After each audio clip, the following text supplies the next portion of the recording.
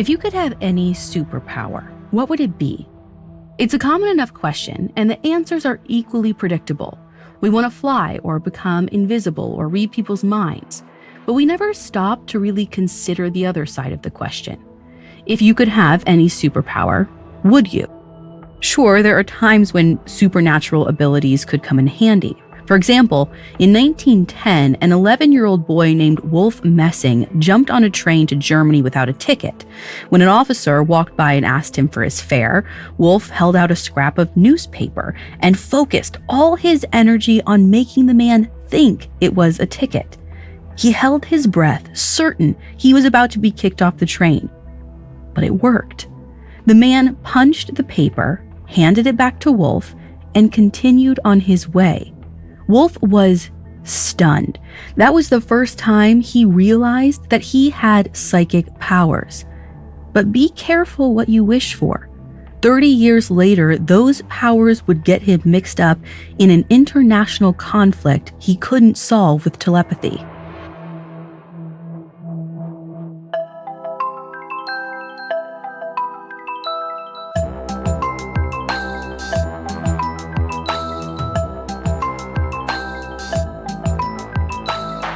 This is Supernatural, a Spotify original from Parcast. I'm your host, Ashley Flowers. Every Wednesday, I'll be taking a deep dive into a real unexplained occurrence to try and figure out the truth. You can find all episodes of Supernatural and all other Parcast originals for free on Spotify. This week, I'm talking about a psychic named Wolf Messing. Wolf discovered his abilities at a young age, and as an adult, he made his living as a psychic performer. But when the Nazis invaded Poland in 1939, Wolf's powers put him in the crosshairs of not one, but two infamous dictators. I have all that and more coming up. Stay with us. By the mid-1930s, Wolf Messing was pretty much a household name in Poland. He performed regularly in Warsaw, showing off his telepathic abilities in front of thousands of people. His biggest shtick was asking a random audience member to think of something very specific. Then, Wolf would read their mind and announce what they were thinking about. A lot of people thought Wolf was basically just a stage magician. Obviously, the people whose minds he claimed to read could have been assistants that he'd planted in the audience. But they couldn't all be plants. Wolf reportedly had some very high-profile believers, from Stalin to Mahatma Gandhi to Albert Einstein. Even in his early life, Wolf Messing was never really average. In 1899, he's born in a tiny Polish town about 20 miles from Warsaw. As a young child, there are already hints that he's special. His parents bring him to a famous writer named Shalom Aleichem, who tells Wolf, "You will have a shining future." And I'll admit, it's pretty vague, but by the time Wolf is 6 years old, his parents notice that he has a remarkably good memory. Even though he's just a kid, Wolf's parents decide he needs to start going to a religious school and training to be a rabbi.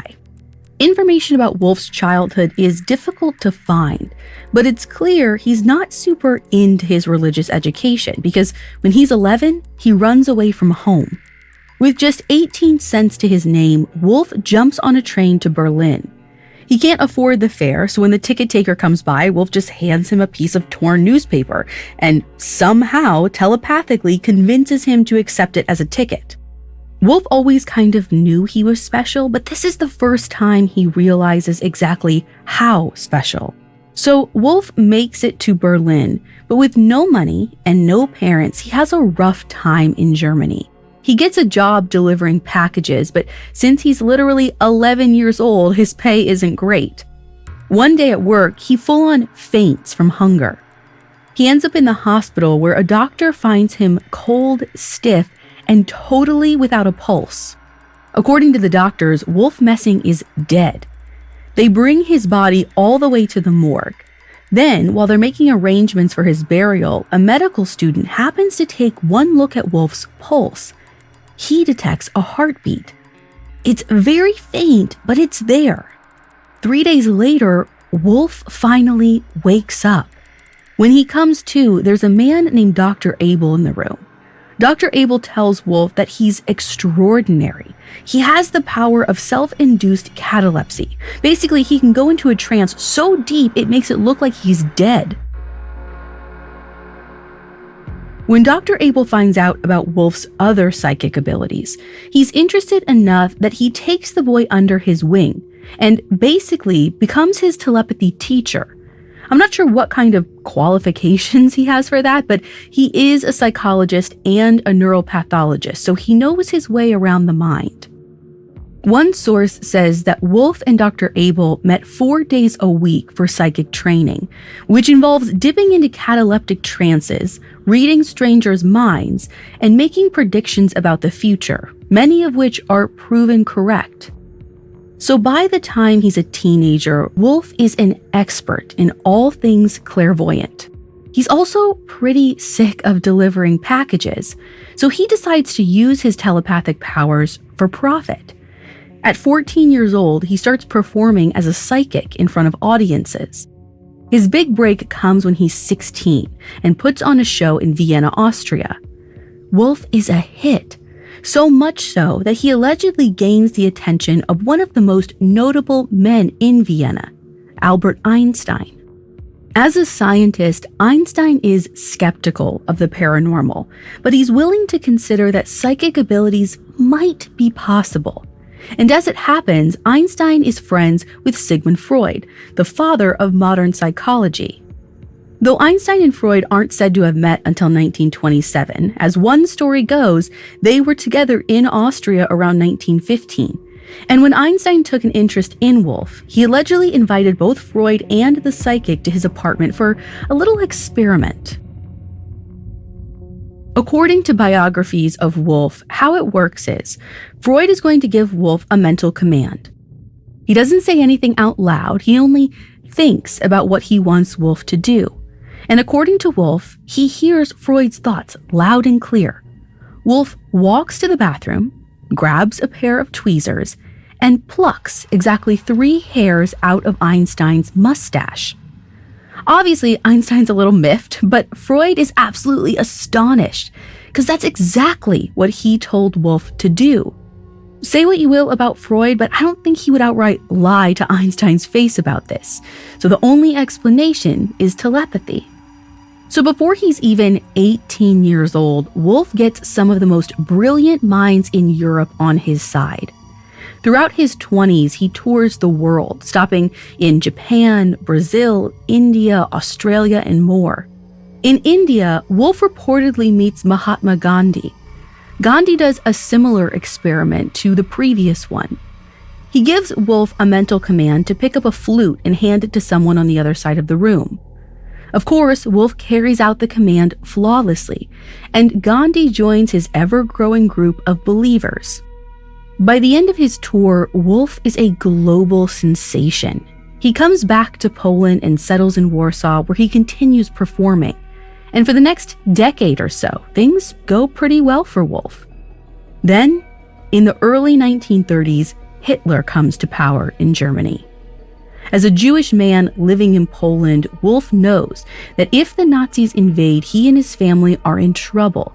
But that doesn't mean he's afraid to speak out. In fact, at one of his performances in 1937, Wolf makes a bold prediction. Hitler will die if he turns toward the east. Poland is directly east of Germany. Wolf is essentially saying that if Hitler dares to invade Poland, it will lead to his death. And when the psychic's prediction makes its way to Hitler, he doesn't appreciate the sentiment. In fact, Hitler's so incensed that he supposedly puts a bounty on Wolf's head. Any Nazi who manages to capture Wolf will be given the equivalent of over $1 million today. Even with this massive bounty on his head, Wolf still feels relatively safe. After all, he's in a totally different country. As long as he stays in Warsaw and flies under the radar, he's fine. Until September 1st, 1939, when Nazis invade Poland. Coming up, Wolf Messing uses mind control to escape certain death. Hello, I'm Hannah Maguire. And I'm Suruthi Bala, and we're the hosts of the new Spotify original from Parcast, Sinister Societies. You may know us from the very creepy and excellent podcast Red Handed, but now we've teamed up with Parcast for an unprecedented look at history's most nefarious groups. Some preach extreme religious practices, others warn of impending doom, and then there are those whose endgame is far more diabolical. Every Tuesday on Sinister Societies, we take a peek behind the curtain and discover the most ominous organizations the world may or may not have known. Learn how entrepreneurial sects made fortunes off their brand, how charismatic cult leaders caught the eye of celebrities, and why strange orders of the extraterrestrial or collegiate kind attract the most unlikely of followers. Some groups convene in the shadows, others operate in plain sight. All are absolutely sinister. Follow Sinister Societies, free and only on Spotify. Now back to the story. In 1939, the Nazi army invades Poland. 2 days later, Britain and France declare war on Germany. World War II is officially underway, and Wolf Messing's life is completely upended. After the invasion, Wolf is hiding in a meat locker to avoid the Nazis, who he knows are on the lookout for him in particular. But at some point, for whatever reason, Wolf leaves his hiding spot. He ventures outside and comes face to face with a Nazi officer. This guy recognizes Wolf. There's a whole handbook full of pictures of people who are wanted by Hitler, and Wolf's photo is very much in it. So the officer runs up to Wolf, asks him his name, and of course Wolf tries to lie, but it's no use. The officer grabs him and punches him square in the face. The next thing Wolf knows, he's in a Nazi police station. His mind is going a mile a minute. He knows Hitler's got a bounty on his head, and he's willing to bet that the bounty applies whether he shows up dead or alive. So Wolf's got two options: escape or die. As the story goes, Wolf uses his mind control abilities to convince every person in the police station to convene in the room where he's being held. As the Nazi officers are making their way towards him, he uses his power of self-induced catalepsy. So when everyone arrives in the room, they see Wolf lying on the floor, apparently dead. For a while, the officers just mill around, wondering what's going on. When he's sure the Nazis have their guards down, Wolf jumps up and sprints out of the room. Before the officers can even wonder what just happened, Wolf makes it out of the building and disappears into the streets of Warsaw.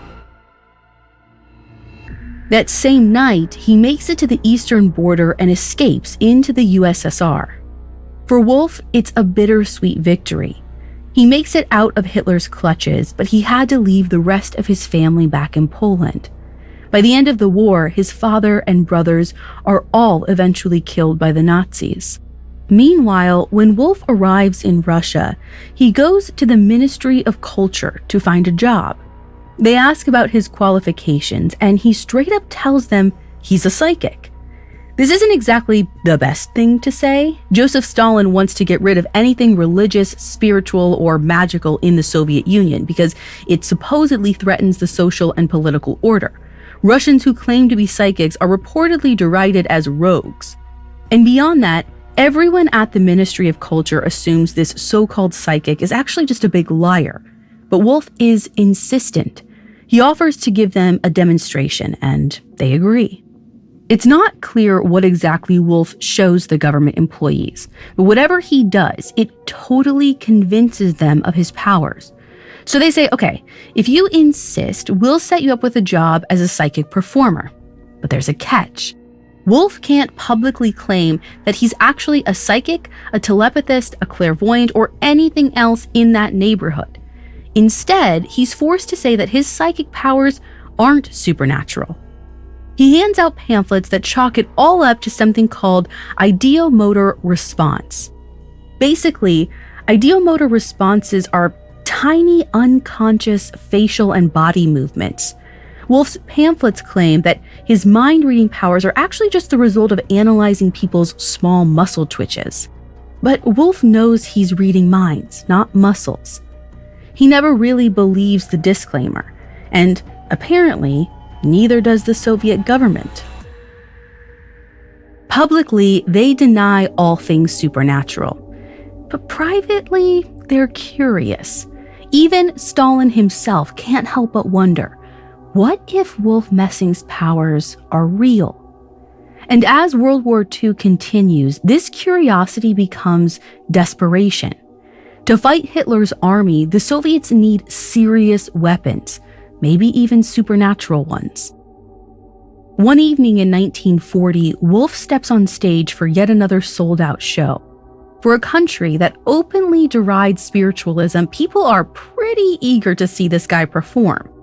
When the lights dim, he looks out and sees hundreds of people in the auditorium, and 2 uniformed police officers storming toward the stage.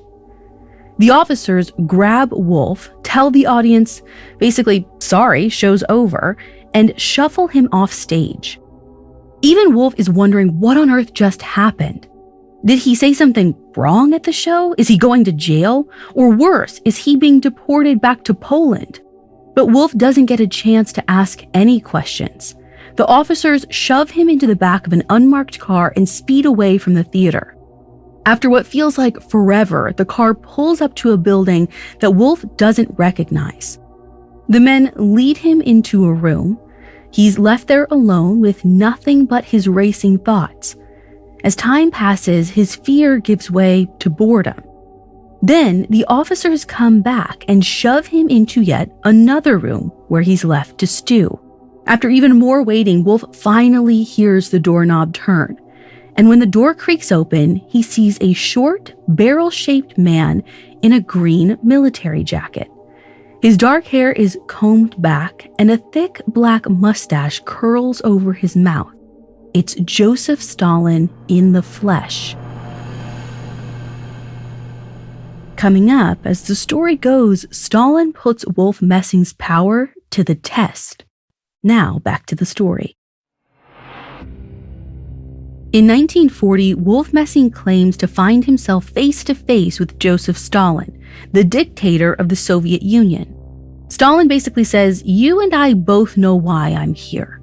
The USSR is gearing up to join World War II, and let's be honest, whether you believe in magic or not, if you're going into battle, wouldn't you rather have a psychic on your side?" Wolf doesn't really have much of a choice in the matter. Refusing Stalin could mean being sent back to Nazi-occupied Poland. So with his life on the line, Wolf agrees to team up with the Soviets. But even though Einstein, Freud, and Gandhi allegedly believe in Wolf's powers, Stalin still has some lingering reservations. Before he can really trust Wolf, he devises a series of tests. For the first one, Stalin tells Wolf to use telepathy to steal 100,000 rubles from a bank in Moscow. Now, Wolf is confident in his abilities, but that doesn't mean he's not nervous. He's never had to perform for a dictator before, and the stakes have never been this high. When the government vehicle drops Wolf off at the bank, he's shaking in his boots. He walks inside, flanked by 2 official witnesses that Stalin hired to make sure there's no funny business. Wolf approaches the front counter, where an elderly bank teller stares at him with watery eyes. Wolf doesn't say a single word. He just places an open briefcase on the counter and focuses all of his mental energy on convincing the man to hand over the cash. And the teller does it. He places stack after stack of bills inside the briefcase without question. Then Wolf and the witnesses walk out, 100,000 rubles richer. Stalin's impressed, but still skeptical. It seems like he thinks Wolf might have tipped the teller off, because he sends the psychic and his official witnesses back to the bank to confront the old man. Wolf places the briefcase back on the counter, opens it up, and shows the teller that he'd handed over a fortune without the slightest hesitation. The old man is so horrified by what he's done that he has a heart attack, like an actual heart attack right there in the bank. Luckily, he survives, But obviously, he had no idea what happened either. It turns out Wolf isn't just telepathically convincing people to do his bidding. He's taking over their minds, causing a total memory blackout in the process. This doesn't just convince Stalin that Wolf is the real deal. It makes it clear that the psychic is indispensable. Stalin's next challenges aren't so much about proving Wolf's abilities as they are about seeing how much he's really capable of. For the second challenge, Stalin gives Wolf what he believes to be an impossible task: escape a room that's guarded by Soviet police. To Wolf, this is child's play. I mean, he broke out of a Nazi police station years ago. He's taken to a room inside a government office, probably the Kremlin. There's 3 different sets of guards with orders to keep Wolf in the building. But the police are no match for Wolf. He uses telepathy to convince every single guard to turn around, and then he slips right out of the building while no one is looking. Clearly, Stalin's got to come up with something more challenging. So instead of asking Wolf to sneak out of a building, he challenges him to sneak into one. In a town just west of Moscow, Stalin has this thing called a dacha. It's sort of like a vacation home. And of course, it's completely surrounded by guards and staffed by members of the Soviet secret police. And Wolf's next assignment is to get inside. This is like asking a random man in a clown suit to break into the Oval Office. It's ridiculous. Nevertheless, Wolf swallows hard and tells Stalin he can do it. A few days later, Stalin is sitting in his dacha reading. Wolf stands outside a few hundred feet away. Guards are swarming the yard, covering all the entrances. Wolf realizes that if he wants to get inside, he can't just distract the officers. He's got to trick them. So he comes up with a plan. It'll be his biggest mind control attempt yet, but if it works, it'll be incredible. As Wolf approaches the dacha, he thinks to himself, I am Beria. Lavrentiy Beria is the leader of the Soviet secret police. He's good friends with Stalin, and he comes to the dacha pretty frequently. So, just like he did with the train ticket all those decades ago, Wolf uses all his concentration to convince the guards to see him as Beria. Now, a quick side note, Wolf doesn't look anything like Beria. He's got wild, curly hair and a heart-shaped face. Beria, on the other hand, has straight, thinning hair, a square face, and always wears glasses. And yet, the guards are totally fooled. They let Wolf walk right past them. They defer to Wolf like he's their boss, because to them, that's exactly what he looks like. Wolf breezes through the front door and into Stalin's study. The dictator looks up from his work and his eyes practically pop out of his head. Stalin knows he has a winner on his hands. At this point, the story gets a little murky. All I know from Wolf's biographies is that Stalin gives him permission to go anywhere he wants within the Soviet Union. One source says he's embraced by all the USSR's highest authorities. I'll admit the language is vague, but the secrecy kinda suggests that whatever Wolf is up to, it must be pretty serious. Like, if Stalin is so convinced that Wolf has psychic powers, why wouldn't he bring him into the war effort? And interestingly, perhaps Stalin may have listened to some of Wolf's advice. The German army attempts to surprise attack Moscow in 1941, but Stalin is more prepared for the ambush than they expected. He has soldiers at the ready, and he manages to ward the Germans off. It's almost like he saw the attack coming, and maybe he did. In the years after the war, the Soviet Ministry of Defense definitely did study psychic phenomena. According to declassified CIA documents, Wolf himself reportedly ran a covert psychic research program in Moscow, funded by the KGB. And if the CIA was considering this question, we should ask it seriously too. Were Wolf's powers real? I know it sounds unbelievable. His predictions of the future are probably the easiest to dispute. I mean, they could have just been a few lucky guesses. But what about the mind reading? Remember that ideomotor explanation he was forced to give in the Soviet Union? Wolf always totally denied that he was just reading people's small muscle movements. As Wolf explained it, people's thoughts come into me as pictures. I usually see visual images of a specific action or place. He actually said it was easier for him to read minds while blindfolded because he could focus all his energy on the picture inside his head. As for his ability to control other people's thoughts, even Wolf didn't fully understand how he did that. He just knew he could. And the evidence suggests that, yeah, he could. Now, we should mention that most of the claims about Wolf's meetings with historical figures are basically impossible to prove. Some of the stories don't really check out. Like Einstein and Freud probably wouldn't have been hanging out together when Wolf was a teen. But to be clear, there's not a single source that debunks Wolf's powers. Nobody, not even Einstein, could disprove it. So I have to assume that whatever was going on, it was beyond the realm of our current scientific understanding. But someday that could change. In Wolf's own words, the time will come when man will understand all these phenomena. There is nothing strange, only what is not yet commonplace.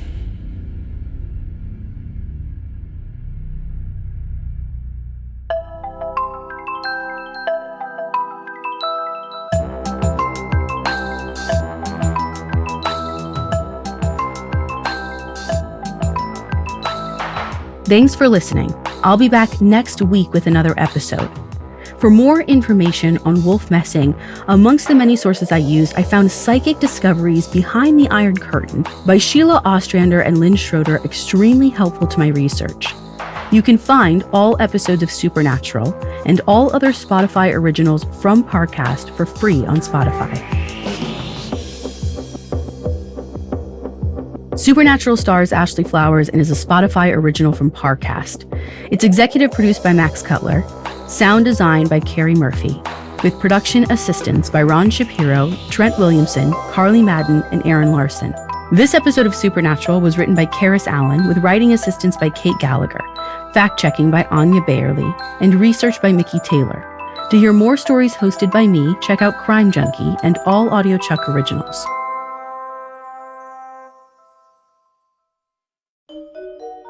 You aren't supposed to know about them, unless they want you to. Powerful groups with their own very specific agendas. And if you find yourself on the inside, good luck getting out. Hi, I'm Hannah Maguire. And I'm Suruthi Bala. Join us every Tuesday for our new Spotify original from Parcast, Sinister Societies. Whether it's doomsday predictions, deadly greed, or world domination, each week we're exposing the beliefs and actions of the most ominous organizations the world may or may not have known. Follow Sinister Societies free and only on Spotify.